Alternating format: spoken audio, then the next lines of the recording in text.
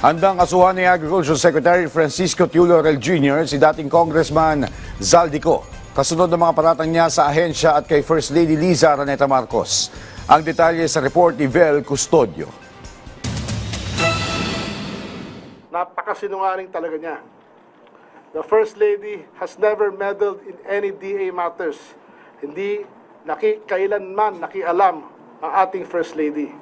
Ito ho yung confidential report na sinabit namin sa Kongreso. Wala ho ang pangalan ni First Lady dito. Napakasinungaling talaga. Mariing pinasinungalingan ni Agriculture Secretary Francisco T. Laurel Jr.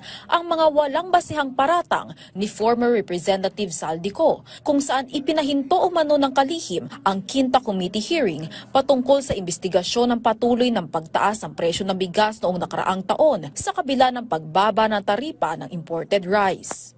May pinakita daw akong isang confidential report na nakasad ang pangalan ni First Lady Liza Araneta Marcos mismo sa ang may hawak ng rice importers at involved sa rice smuggling. Ito ho ay walang katotohanan.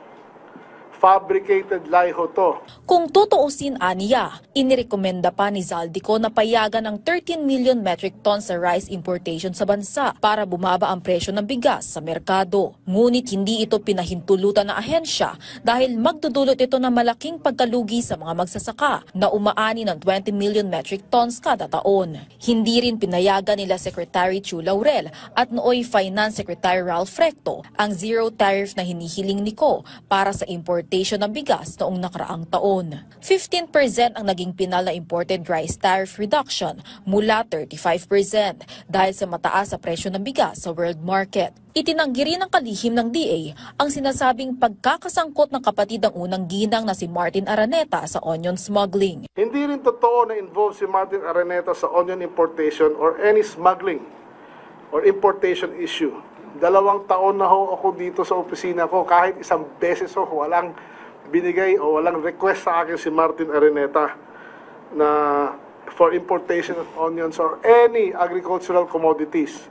Hindi ho katulad ni Zaldico. Issue sa supply and demand aniya ang nasa likod ng pagsipa ng presyo ng sibuyas noong 2022, kung saan 40,000 metric tons lang ang natitirang pulang sibuyas noong October 2022. Paliwanag pa ng kalihim, hindi rin kasi nag-import ng sibuyas ang DA kaya tumaas ang presyo ng pulang sibuyas sa 392 pesos at nag-peak naman ang puting sibuyas ang 700 pesos kada kilo. If may big scale smuggling na nangyayari during that time, nakakasiguro ako na hindi tataas ng ganito ang presyo. Hindi ito logical. Wala rin daw nagaganap na hoarding ng sibuyas.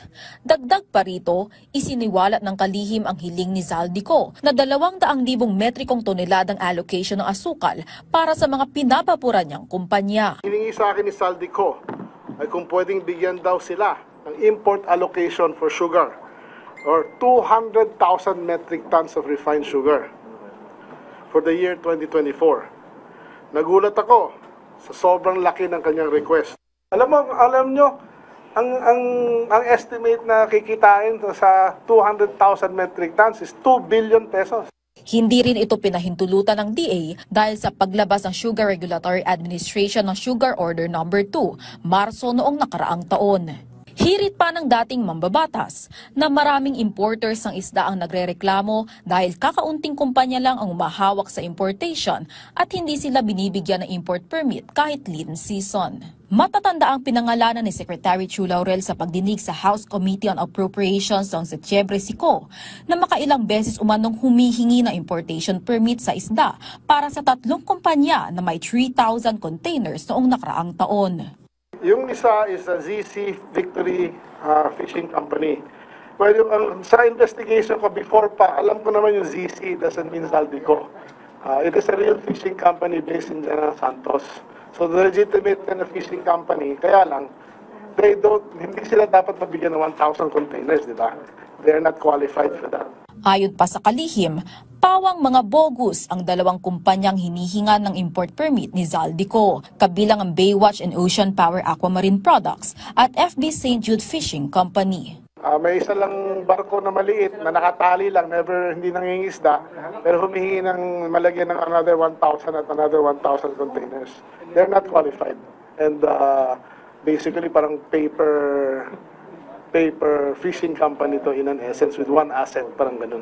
Dagdag pa sa isiniwalat ng kalihim ang tangkang 2024 budget insertion ng dating kongresista sa Philippine Crop Insurance Corporation bago umupo sa posisyon bilang kalihim ng DA si Secretary Chu Laurel na posibleng aabot sa 1.5 billion pesos. Dahil sa mga paratang ni Ko, handa ang kalihim na sampahan ng kasong cyber libel ang dating mambabatas. Sa kabila naman ng mga ibinabatong issues, sinabi ni Secretary Chu Laurel na gumaganda pa rin ang lagay ng ekonomiya ng bansa dahil sa pagtaas ng stock market.